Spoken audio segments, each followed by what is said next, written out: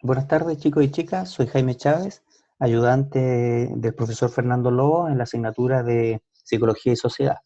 Junto con Diego Salinas, vamos a apoyar el proceso de ustedes en esta asignatura, principalmente en los comentarios y revisión de los trabajos en clase que hacen, en consultas y dudas a través del correo electrónico que ya lo tienen, y a través del apoyo a ciertas lecturas que ustedes tienen programadas en su bibliografía.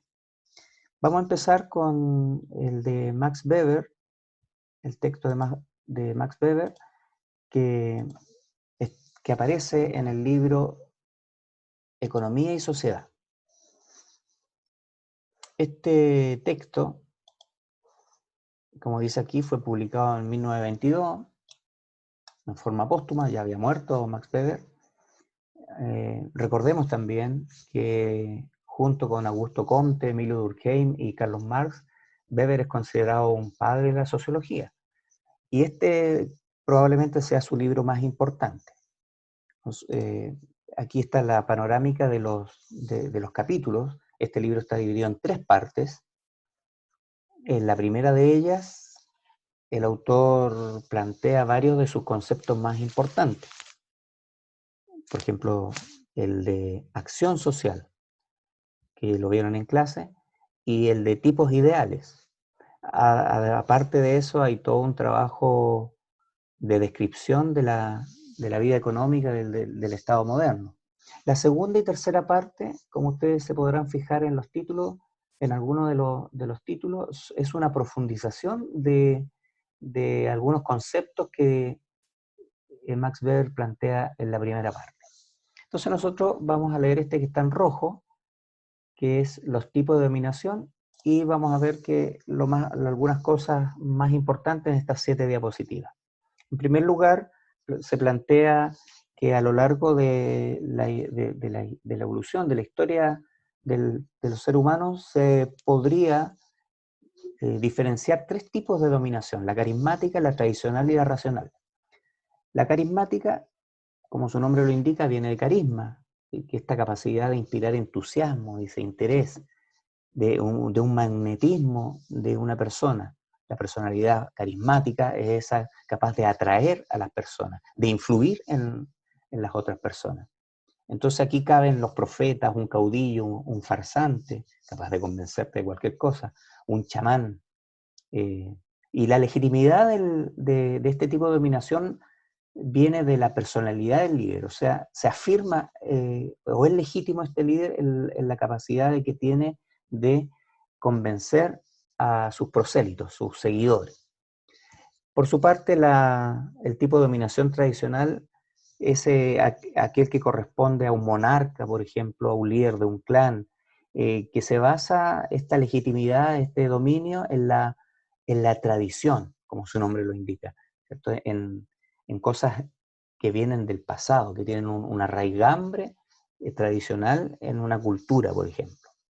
Después vamos a profundizar eso. Y finalmente, el tipo de dominación racional, que es el que corresponde a un estado más complejo, un estado moderno, a los estados-nación que surgen en la época de la modernidad. Corresponde a un gobernante, por ejemplo, un parlamentario. Su legitimidad viene de las leyes, de un aparato de leyes que sustenta este poder, una institución, una burocracia. De ahí también vamos a profundizar un poquito en lo que es el líder. A ver, ¿dónde me pongo? Por acá. Eh, el tipo de dominación carismática. Aquí los dominados o los seguidores, ¿cierto?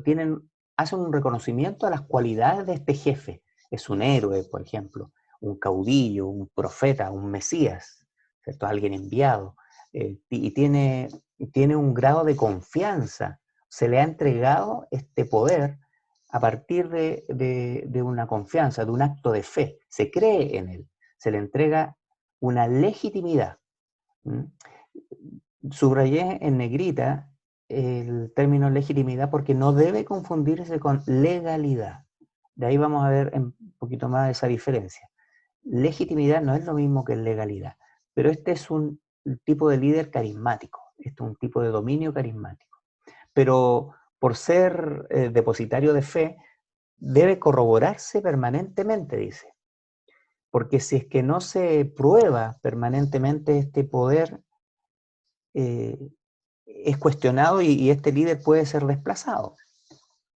Por eso mismo este tipo de dominación es la más inestable de todas, porque carece de una jerarquía formal. ¿Cierto? No hay, en este tipo de dominio, no hay destituciones, no hay ascensos tampoco, no hay prebendas. Después vamos a ver qué es lo que es eso. Hay más bien un estado de camaradería, dice Max Weber, de amistad tal vez. A veces los medios, o sea, como para mantener estos grupos que son más pequeños, son procurados por mecenas, por mecenazgo, por ayuda de algún, de algún personaje más adinerado. No hay un reglamento, no hay preceptos. Los preceptos son las normas jurídicas, por ejemplo, que mantengan este poder. Subvierte el pasado y es revolucionaria, dice Max Weber. ¿Por qué razón? Porque este tipo de liderazgo cuestiona a la tradición, suele cuestionar a la tradición. Y en ese sentido, Max Weber la plantea revolucionaria, es capaz de cuestionar la tradición. Y aquí vemos, por ejemplo, un profeta, cualquier profeta, y la mayoría de los profetas han cuestionado a las iglesias, que son más institucionales, por ejemplo. ¿Mm? Entonces, de cualquier tipo de iglesia. Desdeña, dice Max Weber, la economía racional o tradicional. Por ejemplo, un salario. Los prosélitos, la gente que sigue a, este tipo, a un líder de tipo carismático, no lo hace por un salario, sino más bien por una idea, por un valor. Eh, y se mantiene más bien por donaciones, mecenazgos, sobornos, en el caso de que fuera un farsante, un estafador, ¿cierto? Que también son carismáticos, o un botín, por la extorsión. Ese es el tipo así se mantiene. Es como el equivalente a un salario. El autor también alude al final, cuando ya terminando esta descripción de este tipo de liderazgo, al sermón de los lirios del campo, que se refiere a que cómo se mantiene un grupo en este tipo de dominación solamente por un acto de fe, por una creencia, pero no por dinero. Esto no se, este seguimiento a un líder carismático no se hace por dinero. Por eso él dice, no se puede servir a dos señores. O sirves a la causa o sirves al dinero. No se puede servir a dos señores. A eso se refiere este sermón del libro del campo que está en la Biblia. Recordemos que Max Weber era protestante. El tipo de liderazgo tradicionalista, su legitimidad ahí se descansa en los poderes de mando heredados y se responde al mando hacia a un señor, que podría ser un rey. Este gordito que está ahí es un rey. Y este tipo de dominio se mantiene, o este señor, este líder, se mantiene por la fuerza de la tradición, ¿cierto? Y los órdenes que emanan de esta tradición, o bien por el arbitrio, dice, del imperante. ¿Qué significa eso? Que es el líder, el representante de este tipo de dominio, puede actuar arbitrariamente, es decir, puede quitar o no quitar, si tú eres un prosélito de él, puede quitarte o no según simpatía o antipatía. Hay decisiones personales, también hay sobornos o regalos. Entonces, estas dos formas de mantenerse tiene el tipo de dominio tradicional. El proceder del imperante, o sea, del dominador, se basa en principios no legales, sino que más bien podrían ser cosas como la justicia o según conveniencia utilitaria. Sería, según el tipo de clasificación de Max Weber, le llamaría lo utilitario en arreglo a fines, o en arreglo a valores sería por ideales. Esos dos modos tiene de mantenerse el tipo de dominio tradicionalista. Y bueno, y si hay nuevos principios jurídicos o administrativos, dice, solo serían legítimos si son del pasado, si son reconocidos por una sabiduría tradicional. De lo contrario, no son aceptados. Por eso es tradicionalista, es más conservador, se apega a una tradición, a un pasado, a una herencia cultural o en este caso un rey de un linaje, ¿no? Finalmente, el tipo de dominio racionalista o racional, que se corresponde a un Estado moderno, que es más complejo. La legitimidad nace de las ordenaciones estatuidas, o sea, que ya están, que son parte de una sociedad, por ejemplo, reglamentos, leyes, marcos legales. La administración burocrática, por ejemplo, se empieza a formar, que es propia del Estado moderno. La forma de dominación, entonces, está basada en funcionarios, en burócratas, que son los miembros de esta burocracia, y que es el poder de la administración. Este orden burocrático, dice Max Weber, puede aplicarse a establecimiento económico, o sea, una empresa, por ejemplo, una fundación de caridad, eh, una fundación de tipo política, un partido político también que tiene una jerarquía, tiene, o dice hierocráticas. Hierocrática significa que tiene una especie de jerarquía basada en la autoridad religiosa. Podría ser una iglesia, por ejemplo, una iglesia estatuida, con sus jerarquías, con sus ministros, los obispos, etc. Lo que caracteriza la dominación burocrática es que se trata de un poder impersonal. Eso es muy importante, porque la burocracia es impersonal. Tú eres un número, como se dijo en clase, ¿no?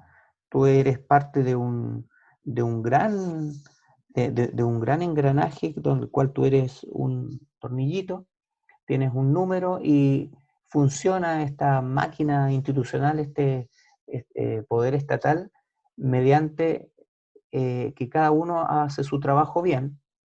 La relación poder-obediencia se da no por amistad, ni camaradería, ni por una tradición, sino, eh, dice Max Weber, o emplea Max Weber una expresión latina, que es sine ira et studio. O sea, el trabajo se hace sin odio y sin pasión, sin amor y sin entusiasmo. Está sometida tan solo a la presión del deber estricto. O sea, el burócrata, el funcionario, no lo hace por un valor, no lo hace tampoco por una tradición, sino que hace su trabajo bien porque, eh, porque en la medida que haga su trabajo bien, el sistema funciona.